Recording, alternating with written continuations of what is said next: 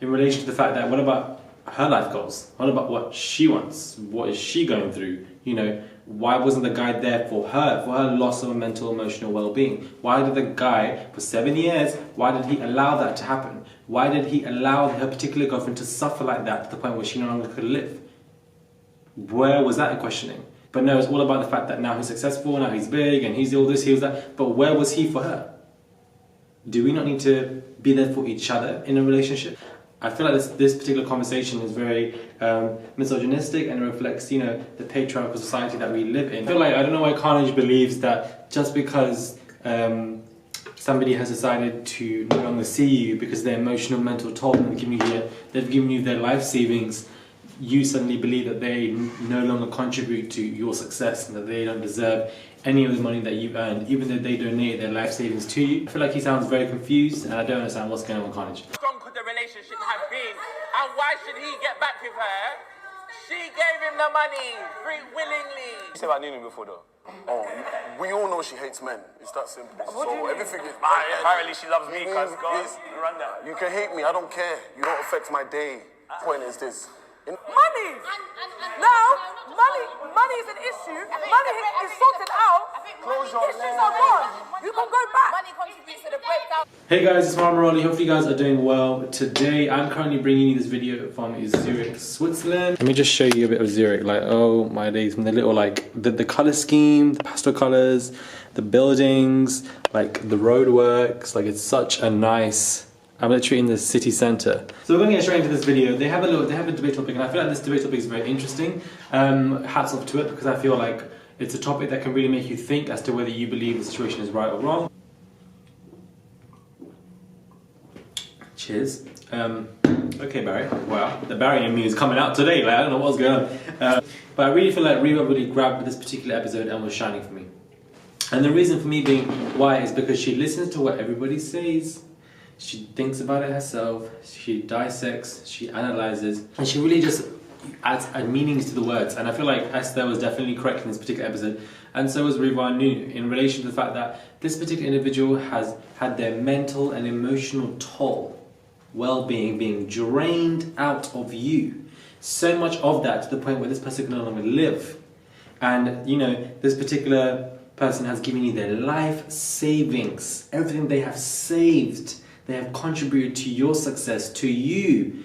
And it just so happens that when she says, you know what, and she's doing self-care, she's putting herself first, she's leaving, this particular person gains success, and suddenly this individual is no longer allowed to, you know, have any of that success, or no longer allowed to, you know, get back into the relationship. And the reason why I feel like she should be allowed to is because she clearly has contributed so much to the point that her emotional and mental well-being are lost, to the point where they're just no longer intact.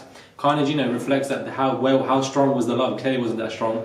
Beloved, it was strong enough to the point where somebody nearly lost their head. Their mental well-being was insufferable because of how much love they had for this individual. The love was so strong that the person gave their entire life savings. People don't actually deep the word life savings. That's everything you've earned.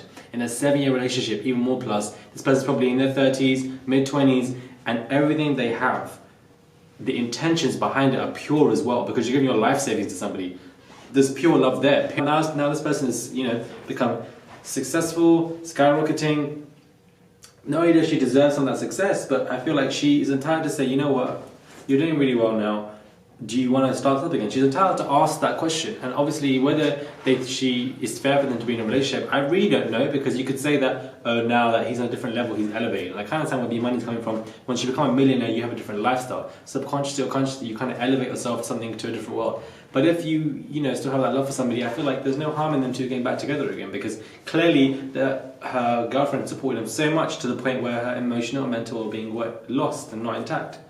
I feel like this particular conversation is very misogynistic and reflects, you know, the patriarchal society that we live in relation to the fact that what about her life goals? What about what she wants? What is she going through? You know, why wasn't the guy there for her loss of mental, emotional well-being? Why did the guy, for 7 years, why did he allow that to happen? Why did he allow her particular girlfriend to suffer like that to the point where she no longer could live? Where was that questioning? To achieve their dream, it even changes the dynamic of the relationship. So it can become very toxic, it can become strenuous, even if she loves him. And I totally understand why you might leave for yourself.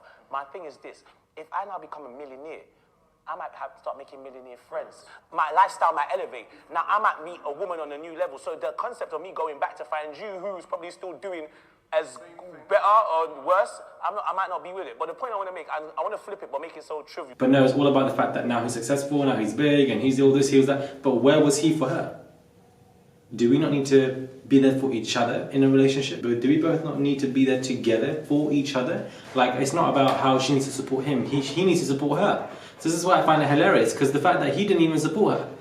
The way I see it is, I feel like she's definitely entitled, not only for the money, but I feel like she's stupid to go back to him. Because clearly enough, he was stupid enough to let her emotional and physical and mental well-being lose and, you know, break to the point where she had no choice but to leave. And that's when he's pleading. And she's like, no, clearly you didn't obviously care for me when I was losing all that stuff and I was giving you my life savings, so I gotta look after myself. I feel like she was promoting herself, self-care and everything, and she's now back all together. So she is definitely entitled to ask if she can wants to start out this relationship. But I feel like, I don't know if she should, because if somebody's allowed you to lose their, I don't know how you can be in a 7-year relationship with somebody and they don't see that your emotional and mental well-being is breaking to the point where they have to leave.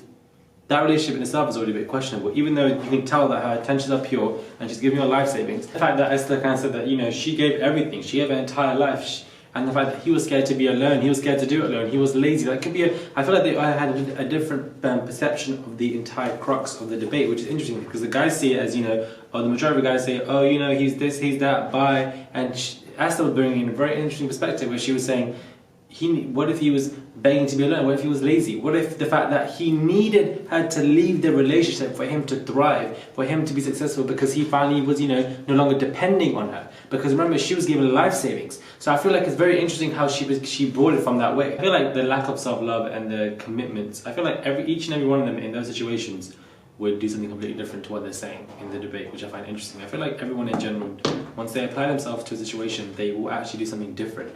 If all of them are put in the female's perspective, every single one of them, with their emotional, and they don't understand the emotional, mental toll, if that's come to the point where you have to leave a relationship, it's very exhausting to yourself. That on top of the fact that you are broke as hell because you've given your life savings, which only, you know, induces your mental health not being in a good state. Like, so much is going on. And where was he for her? Where was he? Because we need to know. Where was he? But as soon as she leaves, he no longer depends on her, and now suddenly he's just skyrocketing. She's obviously entitled to say that she wants to come back into a relationship because she contributed a lot to his success, and I feel like she definitely did. But do I feel like it's logical for her? Do I feel like she should? No, I don't feel like she should, because reason being is she's entitled to her cut, obviously, but why would you want to be in a relationship with somebody who wasn't there for your emotional and mental toll to the point where you had to leave? I really don't know. But let me know what your thoughts are, because this debate topic is very interesting. Probably one of the most interesting ones, only because it makes you think about different sides and perspectives. Hit me up please on my Instagram, Marali, and definitely subscribe to my channel. I would appreciate it. Definitely. Thank you very much, and I'll catch you guys soon.